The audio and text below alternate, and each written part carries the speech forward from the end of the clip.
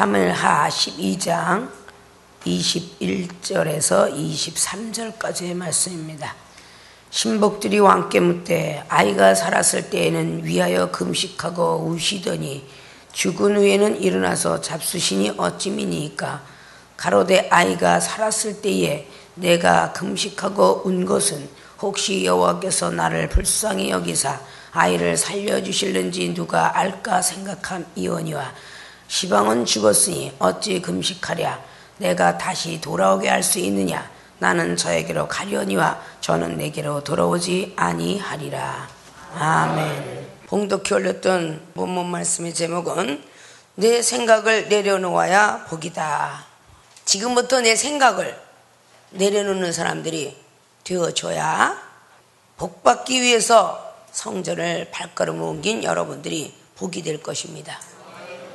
그리고 과거의 생각이 있었더라면 더 내려놓으시고 앞으로의 생각이 있다 할지라도 내 생각과 하나님 생각 틀리고 내 생각과 선지자 생각 틀리다, 이런 것들을 늘 머릿속에 입력하셔서 내 생각이 먼저 앞서거나 내 생각으로 판단하거나 내 생각으로 말하거나 내 생각으로 이웃을 비판하는 일들은 없어야 될 것입니다.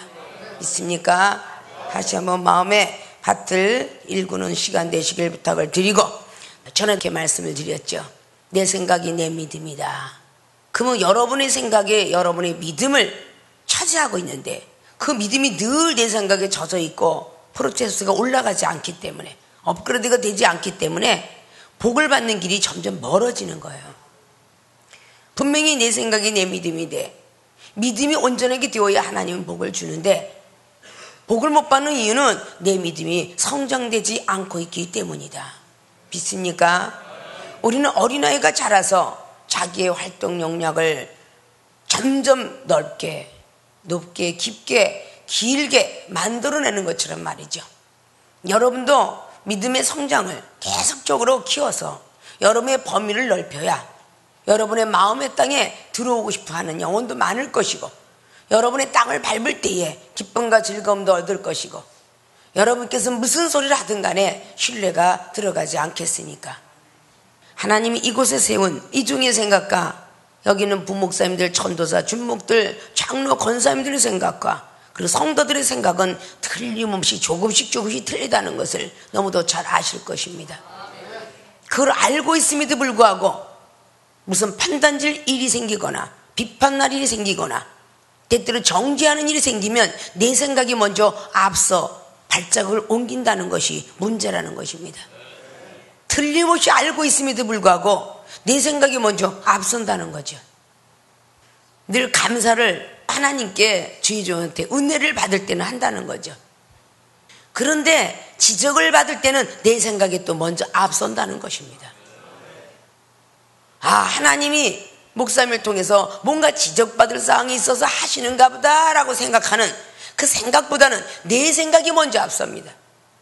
왜 나만 갖고 그러는지 알지도 못하고 그러시는지, 이유를 알아보지도 않고 그런다든지. 분명히 성경 속에 잠언서 18장은 사연을 들어보기 전에 하지 말라고 했는데 목사님은 사연도 들어보기도 전에 지적부터 한다라고, 이렇게 말씀의 교만, 믿음의 교만, 사랑과 기도의 교만이 먼저 앞서서 내 생각을 알리고 있더라, 그 말입니다. 기도하라 그러면 기도하고, 말씀에 순종하라 순종하고, 믿음 가져라 믿음 가져라, 여러분의 생각이 늘 앞서가기 때문에 문제가 된다는 것입니다. 우리는 이런 모든 점들을 잘 고려해서 정말 심사숙고해야 되는 여러분이 되실 줄 알아야 됩니다. 믿습니까? 사울 왕이 하나님 마음에 합한 자가 되지 못하고 선지자를 무시한 연고로 어려운 환경을 통해서 거두게 되는 경우를 바라봅니다.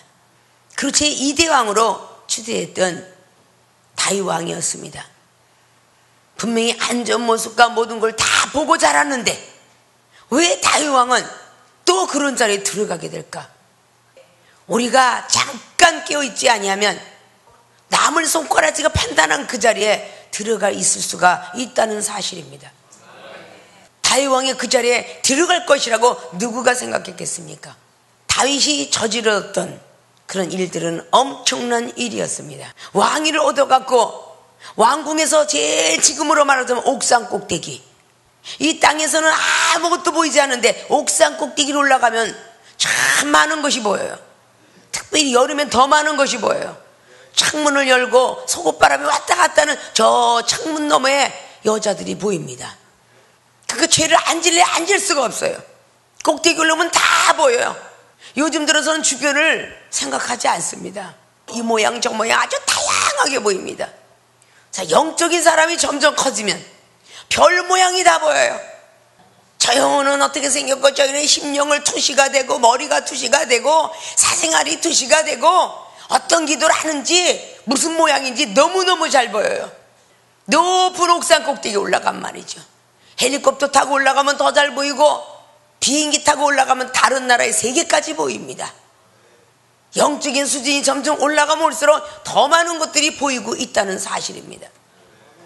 그럴 때일수록 조심해야 되는데 다윗 왕은 왕궁의 자리에 꼭대기 올라가서 신하들이 다 해주고 싸움도 직접 달라들고 막 했던 것이 좀 한가한 시간이 있어서 안 좋은 일을 하는 것처럼 이 왕이 한가한 시간이 있어 꼭대기 올라가 보니 우리아의 아내 밧세바가 본인의 부하의 아내가 아주 목욕을 깨끗하게 정결하게 하고 있었으니 달빛에 비춰진 그 여인의 모습이 얼마나 아름답게 보였을까. 그래서 가로등 불빛 아래 이것이 아마 나왔는 모양이야. 예? 가로등 밑에 있는 그 여인네가 너무도 아름답게 보였다 그 말이야. 그러니까 저 여인네가 누군가 하고 부하한테 알아보니 우리 아내 밧세바 블레셋들하고 늘 전쟁터에 싸우는 아주 충신 중에 충신의 아내였더라 그 말이야. 그 아내가 정결이 깨끗하게 씻어진 걸 보고 드려라 그랬고 숙청 드렸어. 그래갖고 결국은 죄를 범하게 되었던 다윗 왕이었어요. 그 아내가 어떻게 됐어요? 잉태를 했습니다. 이 잉태한 걸 가리려고 전쟁터에서 우리아라는 그 사람을 집으로 돌려서 휴가를 보내줘요. 그 밤을 자도록 해라 라고 했는데 그 충신은 내가 어떻게 전쟁을 일으켜 놓고 할 일이 많은데 잠을 자오리까 점차적으로 발견될 것 같으니까 결국은 전쟁터에서 죽게 모함을 하고 있는 그런 꾀까지 오게 됩니다. 왕이 편지를 써서 죽게끔 만들려고 그랬어요. 그게 바로 요압 장군이 일부러 전쟁터에 극난한 데 보내가지고 죽게 만듭니다. 그리고 요압의 편지를 들고 와서 죽었느냐? 죽었습니다. 일부러 죽게 만들었기 때문에 하나님만 알고 다윗만이 알고 있는 것입니다. 그런데 바라보지 않았던 것을 아는 사람이 나단 선지자, 하나님 앞에 예언을 받는 선지자였죠. 아무것도 모르고 있었는데 나단 선지자가 나타나서 세상에 있는 비유를 들어서 오늘 다윗에게 나단 선지자가 말을 하니까 그 못된 놈 자기가 잘못했으니 죽어야 되느니라. 그게 당신입니다.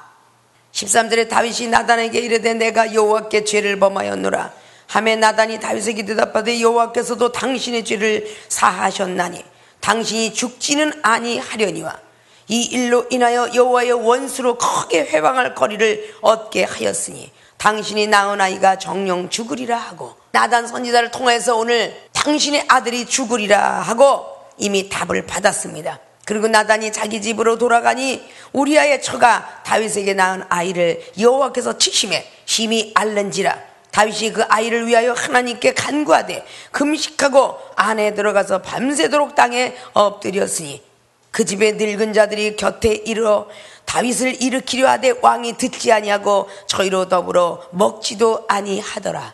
오늘 나단 선지자 통해서 그 죄로 인해서 죽으리라 라고 답을 받았는데 오늘 우리 아내 밧세바의 그 아들이 아프게 되었는데 그냥 우연히 아픈 게 아니라 하나님이 치심에 그랬어요.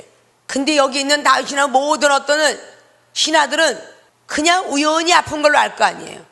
우리가 신앙생활 하면서 여러분의 생각은 우연히 아픈 줄 알지만 이종의 생각 하나님이 치심에 이런 영혼이 너무 많다는 겁니다. 아십니까? 하나님이 때린 사람이 너무 많은데 하나님 앞에 회개하면 즉시 고치는데 회개하지 그 의원을 찾아서 죽었더라 그런 것이 역대하 16장에 아사왕의 사건도 일어납니다.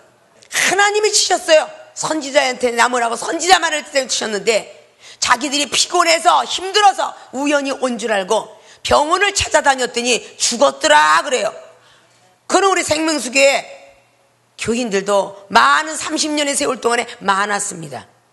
회개한 사람은 살았고 우연히 온 줄 알았던 사람은 반드시 하나님이 데려가더라 그 말입니다. 믿습니까? 이것들이 바로 우리의 생각과 하나님의 생각을 알지 못하고 신앙생활을 하는 사람이다 그 말입니다. 그런 사람의 과거가 있다면 현재 여러분들은 이 말씀을 듣고 그러지 말아야 될 것이며 미래에도 또 그런 일이 있을 수 있으니까 조심해야 될 것이다 그 말입니다. 이종의 말이 아니라 성경 말씀을 하고 있는 것입니다. 분명히 성경 속에 기록되어 있는 것은 죽이리라 라고 했던 말은 하나님하고 오늘 나단 선지자만 음성을 들었던 것입니다. 모세와 하나님만이 들었던 출애굽기 32장과 같은 말씀이다 그 말입니다. 믿습니까? 거기 있는 백성들은 못 들었습니다. 아론도 제사장입니다. 분명히 번제와 화목제를 드리고 있었습니다. 땅에서는. 그러나 산꼭대기에 올라가서 모세가 하나님의 음성을 듣습니다. 방작에 지금 예배를 드리고 있도다. 내가 진멸하리라. 이 소리는 모세하고 하나님만이 아는 음성입니다. 있습니까? 자, 우리 생각이 어느 정도까지 생각이 있는가 라는 것을 살펴보면서 내 생각을 내려놓아 보기다. 다윗의 생각 그리고 오늘 다윗의 신복의 생각, 두 사람의 생각 차이가 나타나고 있습니다. 그리고 응답을 통하여서 다윗 왕을 치리해 나가며 지적해가고 나왔던 나단 선지자의 생각, 그것은 하나님만이 아는 생각이었습니다. 있습니까? 무슨 서론적으로 놔두시고 첫째, 다윗의 신복 생각을 살펴보도록 하겠습니다. 21절에 신복들이 왕께 묻되 아이가 살았을 때에는 위하여 금식하고 우시더니 죽은 후에는 일어나서 잡수시니 어찌미니까. 지금 다윗의 신복들의 생각을 말하고 있습니다. 오늘 다윗은 얼마나 슬피 울고 금식을 했으면 18절 보니까 이래 만에 먹지도 아니하고 일주일이 걸렸습니다. 금식이. 얼마나 아이를 살려달라고 간절히 고백했는지 일주일 동안을 기도했어요. 그럼 엄청나게 사랑했던 여인의 아들이다 보니까 그러면 다윗도 적지 않은 고집이 있었다고 봐야 되겠죠. 나단 선지자가 아이는 죽으리라 그러고 14절에 답을 받았어요. 아니, 나는 왕이 됐어. 내 기도 이제까지 들어줬고 나는 골리앗을 쳐부셨던 나는 엄청난 기도의 위력이 있던 사람이야. 이러면서 끝까지 그걸 포기하지 않고 기도했다는 것을 우리는 볼 수가 있습니다. 일주일 동안을 기도하니 그 아이가 죽었습니다. 그러나 다윗의 신복들이 아이가 죽은 것을 왕에게 고하기를 두려워했다라고 오늘 18절은 말합니다. 이는 저희가 말하기를 아이가 살았을 때에 우리가 말하여도 왕이 그 말을 듣지 아니하였나니 어떻게 그 아이의 죽은 것을 고할 수 있으랴. 왕이 회상하리로다 함이라. 왕에게 고하기를 두려워했다. 왜? 말하기를 아이가 살았을 때에 우리가 말하여도 전혀 듣지 않았는데 죽었고 나서 말을 하면 왕의 호령이 엄청난 두려움으로 느꼈기 때문에 말을 하지 못했다고 합니다.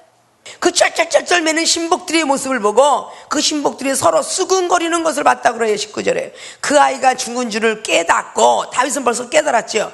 그 신복들에게 묻되 아이가 죽었느냐 대답하되 죽었나이다.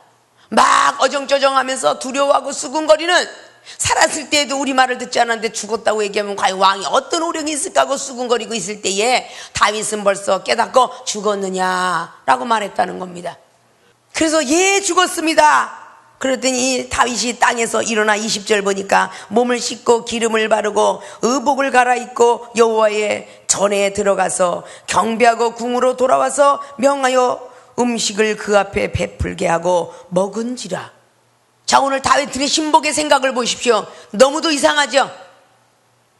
분명히 사람의 생각에는 죽기 이전에는 그래도 뭔가가 간절했어도 죽은 뒤에는 더 음식을 안 먹고 정치에 뛰어들지 않을 것 같은데 오늘 뛰어들었다 그 말입니다.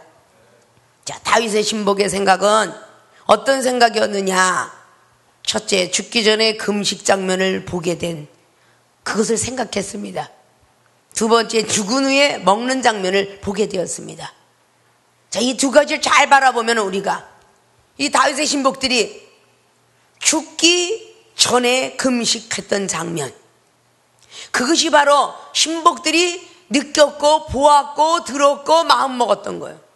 더 이상의 것도 이하 것도 생각할 수 없는 엄청난 슬픔 속에 잠겼기 때문에 당연히 금식을 할 거라는 생각 속에, 사상 속에 들어가 있을 것입니다. 신복들의 생각은 죽기 전에 금식하는 건 이해가 되는데 죽은 후에 먹는 장면은 이해가 되지 않는 거예요. 아니, 남들은 죽고 나면 더 음식이 들어가지 않고 더 사경을 헤매고 정치에 뛰어들지 않을 터인데 죽기 전에 금식 장면하고 죽은 후에 먹는 장면을 보니까 참으로 요상할 수도 있다, 그 말입니다. 여기는 다윗의 부하들은 알 수가 없는 것입니다. 왜 그런지를, 아니 이상하다, 왜 아이가 살았을 때는 금식을 하는 건 내가 이해가 되는데 죽었는데 왜 밥을 먹느냐, 태평하게. 아이가 죽었는데 왜 태평성들 가지고 먹고 있느냐, 이해할 수 없었죠. 그러나 다윗만큼은 알고 있었다는 겁니다. 때로는 여러분들이, 아니 내 생각에는 저 전도사가, 저 목사가, 저 준목이 야단을 맞지 않을 일만 한 것 같은데 왜 당회장 목사님은 계속적으로 정책을 하고 야단을 치는지 알 수가 없더라, 그 말이죠. 근데 말대꾸하고 막 들이대고 난리를 칠 때 오히려 싸대기 한 대도 올려 붙일 것 같은데 오히려 난리를 막 칠 때는 가만히 계시고 조용히 있는 사람은 더 경책하더라. 그럼 여러분이 야단을 칠 때의 본 장면과 가만히 있을 때 본 장면을 여러분 목격했을 거예요. 그걸 여러분의 생각이라, 그 말이야. 이해할 수가 없어. 막 바락바락 들이대고 난리를 칠 때는 하나님의 도구가 되었을 때 장면도 있고 사단의 도구가 됐던 장면인데 같이 막 난리를 치면 마귀가 끌고 나가거나 하나님 앞에 인정받지 못하는 경우가 있으니까 때때로는 참을 때도 있고 조용히 있으면 받을 만한 믿음이 있으니까 계속 질타해요. 그 얘기는 믿음의 질주를 위하여서 하나님께서 주시고자 하는 그 모든 은사와 능력을 체크하는 장면이 되니까 어떨 때는 말했다고 야단치고 어떨 때는 말 안 했다고 야단치고 어떨 때는 말 안 해도 칭찬받고 어떨 때는 말했다고 야단 맞고, 이건 어디다가 맞힐 수 없는 일이야. 그게 바로 레위기 10장에 모세가 아론을 책망쳤던 장면 중에 하나예요. 그는 책망을 쳐도 아멘, 책망을 안 쳐도 아멘. 내가 먹어도 뭐라고 그러니, 안 먹어도 뭐라고 그러니, 내가 먹었으면 얼마나 더 했겠습니까? 라고 말할 때 모세가 잠잠히 속으로 기뻐 여기며 그만두었더라. 그것이 레위기 10장의 마지막이에요. 그리고 11장에 부정한 동물과 긍정한 동물의 그 말씀장이 기록되게 되지요. 영적 분별력을 주었다는 사실을 아셔야 돼요. 시험을 극복하고 나면, 아십니까? 분명히 나단 선지자가 막 예화를 들어서 비유를 들어서 막 그냥 이런 사람이 전쟁 때 있었는데 하고 막 얘기할 때까지도 다윗은 눈치채지 못했어요. 그런데 당신이 그 사람입니다. 그래서 당신이 낳은 아들이 바로 곧 죽습니다. 그런데 설마 내 아들이 아니겠지, 저 나단 선지자가 다른 사람 얘기를 했고 나를 보고 혼내려고 그랬을 거야. 그래서 아마 일주일 기도했을 거예요. 근데 딱 죽고 보니까 나단 선지자의 말씀이 그대로 임해버렸잖아요. 그러니까 금방 금식을 거두고 음식을 먹고 정치에 뛰어들어서 이제 내가 이 자리를 털고 일어나야 되겠구나 라고 했다는 것입니다. 믿습니까? 자, 내 생각을 내려놓아야 복이다 라는 말씀은 늘 머릿속에 전자에 둬야 될 것입니다. 다윗의 신복의 생각은 늘 충신이고 충복들이니 그 왕의 말을 따를 수밖에요. 그러니까 이 신복들은 막 두렵고 떨리고 반드시 이 말을 하면은 죽을 것 같다라고 생각했을 때에 다윗이 알고 죽었느냐 해주니 얼마나 고마웠겠어요. 그래야 안 그래요?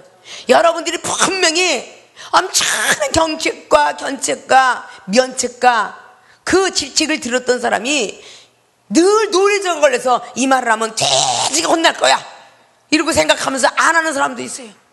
근데 그 말을 하고 나서 안 올라올 때도 있어. 아, 근데 이 말을 하면은 나는 괜찮을 거야, 그 괜찮을 거야 하고 말했는데 그건 엄청나게 터지는 날도 있어. 아십니까? 이런 생각들을 여러분 좀 아셔야 돼. 굉장히 혼날 거라고 생각했던 신복들이 죽었느냐? 음식을 가져와라. 그럼 먹고 나서 우리의 생각을 많이 지워버릴 줄 알아야 되겠죠? 하나님 생각 맞출 줄 알아야 되겠죠? 내 생각을 내려놓아야 복이다. 두 번째, 다윗의 생각을 살펴본다 그랬죠? 아이가 죽었습니다. 그렇죠? 살았을 때 죽었을 때 똑같이 맞이하고 있는 거죠?